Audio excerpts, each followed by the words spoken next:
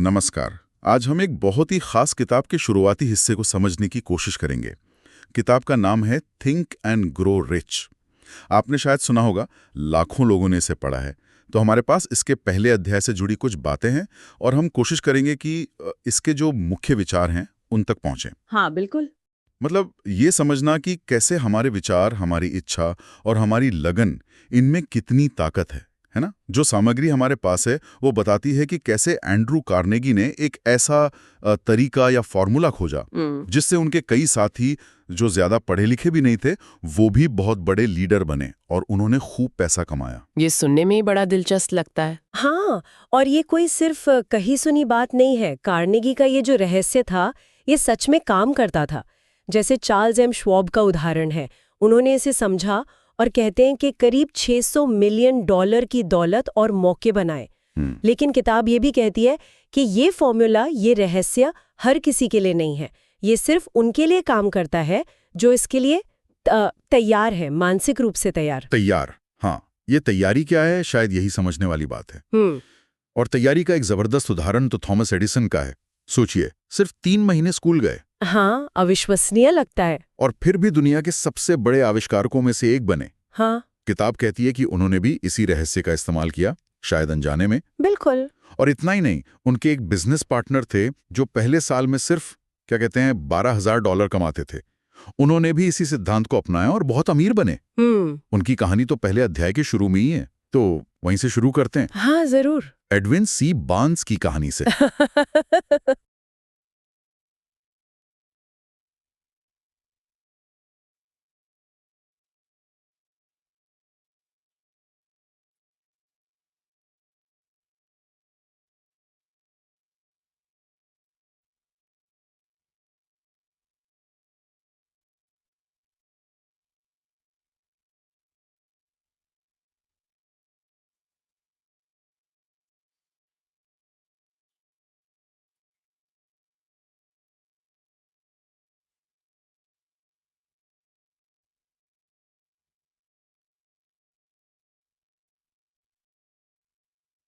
तो अध्याय 1 का जो सबसे मुख्य विचार है वो है, विचार असल में चीजें हैं। मतलब थॉट्स आर थिंग्स।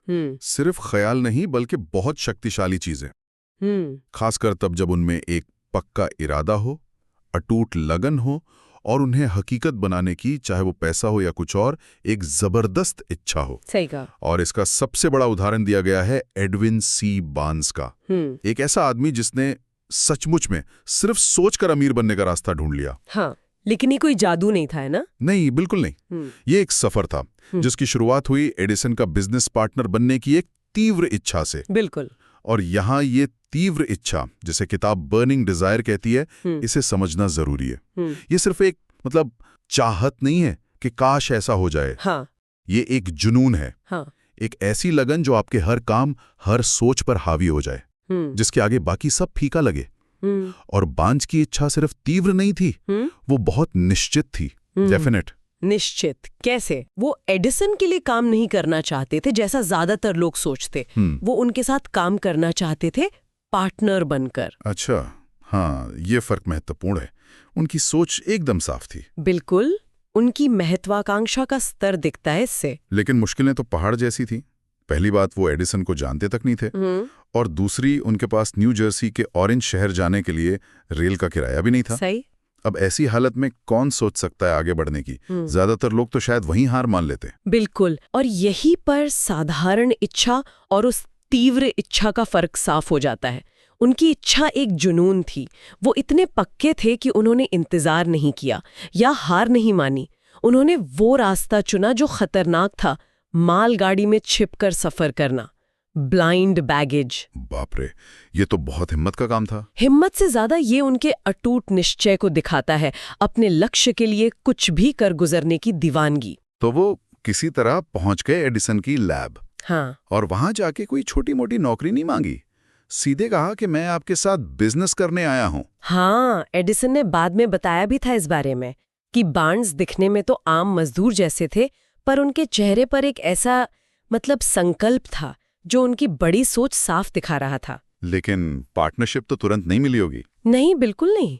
उन्हें एक बहुत मामूली सी नौकरी मिली, तनख्वाह भी बहुत कम। यहीं पर ज्यादातर लोग टूट जाते हैं, सोचते कहाँ पार्टनर बनने आया था और ये क्या कर रहा हूं। सही कहा, शायद कोई और नौकरी ढूंढ लेते। लेकिन बार्न्स ने ऐसा नहीं सोचा। उनके दिमाग में एक ही धुन थी, मैं यहां एडिसन के साथ व्यापार करने आया हूं और मैं ये करके रहूंगा, चाहे पूरी जिंदगी लग जाए। इसी को किताब कहती है बुलडॉग दृढ़ संकल्प, बुलडॉग डिटर्मिनेशन। मतलब लक्ष्य से ऐसे चिपक जाना कि जब तक हासिल ना हो छोड़ना नहीं। और उनकी यही जिद, एक ही लक्ष्य पर टिके रहना, आखिरकार काम आया। ये दिखाता है कि एक पक्का इरादा और उसे जुनून की तरह पालना कितना जरूरी है, चाहे शुरुआत कैसी भी हो। और फिर मौका आया, लेकिन वैसे नहीं जैसे उन्होंने सोचा था। हाँ, बिल्कुल अप्रत्याशित तरीके से। किताब यही कहती है ना कि अवसर अक्सर पिछले दरवाजे से आता है। हाँ, दबे पांव, और कई बार तो दुर्भाग्य या हार का नकाब पहनकर। शायद इसीलिए लोग पहचान नहीं पाते। बिल्कुल। बार्न्स के लिए मौका आया एडिसन की एक नई मशीन के रूप में, एडिसन डिक्टेटिंग मशीन, जिसे बाद में एडीफोन कहा गया। एडिसन ने बना तो ली थी, पर उनके सेल्समैन उसे बेचने में इंटरेस्टेड नहीं थे। हाँ, शायद उन्हें उसमें दम नहीं दिखा। लेकिन बार्न्स, जो सालों से बस एक मौके की तलाश में थे, उन्होंने उसमें वो संभावना देख ली जो कोई और नहीं देख पाया। उन्होंने जिम्मा लिया उसे बेचने का, और इतनी कामयाबी से बेचा, और नतीजा एडिसन ने उन्हें पूरे देश में उसे बेचने और मार्केट करने का कॉन्ट्रैक्ट दे दिया। जी हाँ। और इसी बिजनेस पार्टनरशिप से बार्न्स ने बहुत पैसा कमाया और साबित कर दिया कि हाँ, इंसान सच में सोचकर अमीर बन सकता है। ये सिर्फ कहने की बात नहीं है। बिल्कुल। बार्न्स की सफलता का राज यही था, एक साफ लक्ष्य, एडिसन का पार्टनर बनना, और फिर अपनी सारी ताकत, सारी इच्छा शक्ति, सारा प्रयास, सब कुछ उसी एक लक्ष्य पर लगा देना। और ये बात भी सोचने वाली है, हाँ, कि वो बाहर से चाहे सबसे छोटा काम कर रहे थे, पर अपने मन में वो पहले दिन से एडिसन के पार्टनर थे। बिल्कुल सही। ये मानसिकता, ये माइंडसेट शायद सबसे बड़ा सबक है। वो 5 साल तक टिके रहे, बिना किसी पक्की उम्मीद के, सिर्फ अपनी इच्छा और विश्वास के दम पर। यही है उस निश्चित तीव्र इच्छा की ताकत। बार्न्स की कहानी तो दिखाती है कि सालों की लगन कैसे रंग लाती है, लेकिन क्या लगन का असर तुरंत भी हो सकता है? किताब में एक और छोटी कहानी है। हाँ, आयु डार्बी और उस छोटी बच्ची वाली कहानी बहुत असरदार है वो। हाँ, डार्बी ने देखा कि उनके गुस्सैल चाचा की चक्की पर एक छोटी सी अश्वेत बच्ची आई। उसकी माँ ने उसे 50 सेंट लाने भेजा था। चाचा ने उसे डांटा, भगाना चाहा, कहा जो यहां से। लेकिन वो बच्ची हिली भी नहीं अपनी जगह से, एकदम स्थिर खड़ी रही। चाचा को गुस्सा आ गया। उन्होंने पास पड़ा एक मोटा डंडा उठाया और उसे मारने के लिए आगे बढ़े। डार्बी को लगा कि अब कुछ बहुत बुरा होगा। लेकिन जैसे ही चाचा पास पहुंचे, उस नन्ही सी बच्ची ने उनकी आंखों में आंखें डालकर पूरी ताकत से चिल्लाया, मेरी माँ को वो 50 सेंट चाहिए ही चाहिए। जरा सोचिए। हाँ, उस छोटी सी बच्ची का वो निश्चय, वो हिम्मत देखकर चाचा एकदम हक्के बक्के रह गए। उनका सारा गुस्सा जैसे गायब हो गया। उन्होंने चुपचाप डंडा नीचे रखा, जेब से पैसे निकाले और बच्ची को दे दिए। बच्ची ने पैसे लिए और बिना कुछ कहे चाचा को घूरती हुई धीरे धीरे पीछे हटते हुए चली गई। डार्बी सालों तक सोचते रहे कि उस बच्ची ने आखिर कौन सी अजीब ताकत इस्तेमाल की थी। हाँ, कि एक गुस्सैल आदमी को भी झुका दिया। किताब कहती कि ये ताकत भी वही थी, तीव्र इच्छा और अटूट विश्वास का मेल। बिल्कुल। और यहाँ एक और बात साफ होती है। क्या? कि अमीरी या कोई भी बड़ी सफलता वो असल में दिमाग से शुरू होती है, मन की एक अवस्था से, एक पक्का इरादा करने से। और शुरुआत में जरूरी नहीं कि बहुत मेहनत लगे, मेहनत बाद की बात है, पहले विचार पक्का होना चाहिए। हाँ, ये बहुत महत्वपूर्ण है। और ये मन की अवस्था कैसे बने, ये कोई जादुई चीज नहीं है।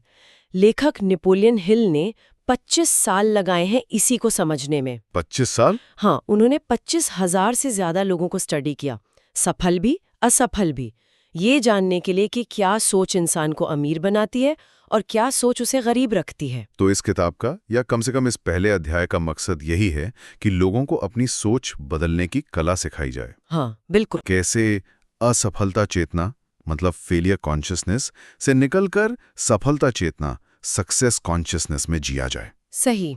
कैसे अपने विचारों को कंट्रोल करके वो नतीजे पाएं जो हम चाहते हैं। सुनने में आसान लगता है, पर शायद करने में सबसे मुश्किल। अभ्यास की जरूरत है इसमें। तो अगर हम पहले अध्याय की मुख्य सीख को एक लाइन में कहें, हाँ, तो वो ये है, एक एकदम साफ पक्का लक्ष्य और उसे पाने की ऐसी जबरदस्त अटूट इच्छा जो किसी भी मुश्किल के सामने झुके नहीं।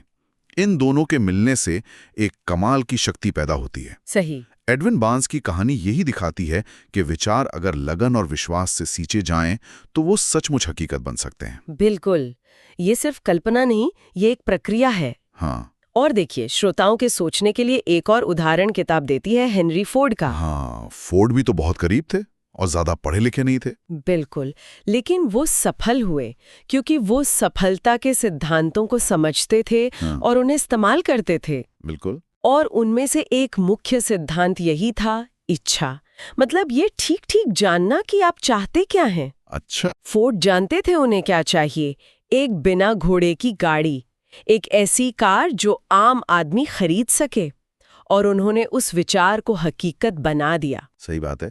जानना कि चाहते क्या हैं, ये पहला कदम है। किताब में वो विलियम ऑनेस्ट हेनले की कविता की लाइनें भी है ना। हाँ, बहुत मशहूर है वो। मैं अपने भाग्य का स्वामी हूँ, मैं अपनी आत्मा का कप्तान हूँ। I am the master of my fate, I am the captain of my soul। ये लाइनें अपने आप में बहुत ताकतवर हैं। और लेखक इसमें एक बात और जोड़ते हैं कि हम अपने भाग्य के स्वामी और आत्मा के कप्तान इसलिए हैं क्योंकि हमारे पास अपने विचारों को कंट्रोल करने की शक्ति है। बिल्कुल, हमारा आज, हमारा कल, सब हमारे विचारों से ही तो बनता है। हाँ। और यहीं पर आकर हमें रुकना चाहिए और सोचना चाहिए। अगर विचार सच में इतने शक्तिशाली हैं, जैसा बार्न्स, एडिसन, फोर्ड और यहाँ तक कि उस बच्चे की कहानी दिखाती है, और अगर ये सच है कि हम अपने विचारों को दिशा दे सकते हैं, उन्हें कंट्रोल कर सकते हैं, तो फिर हमारी असली सीमाएं क्या है, हमारी लिमिट्स क्या है? सोचने वाली बात है। क्या वो सीमाएं सिर्फ वो ही नहीं है जो हम खुद ही अपने मन में बना लेते हैं? शायद हमारी क्षमता, हमारी उड़ान, हमारी अपनी सोच से कहीं ज्यादा है। बिल्कुल। इसी विचार के साथ आज की ये बातचीत यहीं खत्म करते हैं। जी।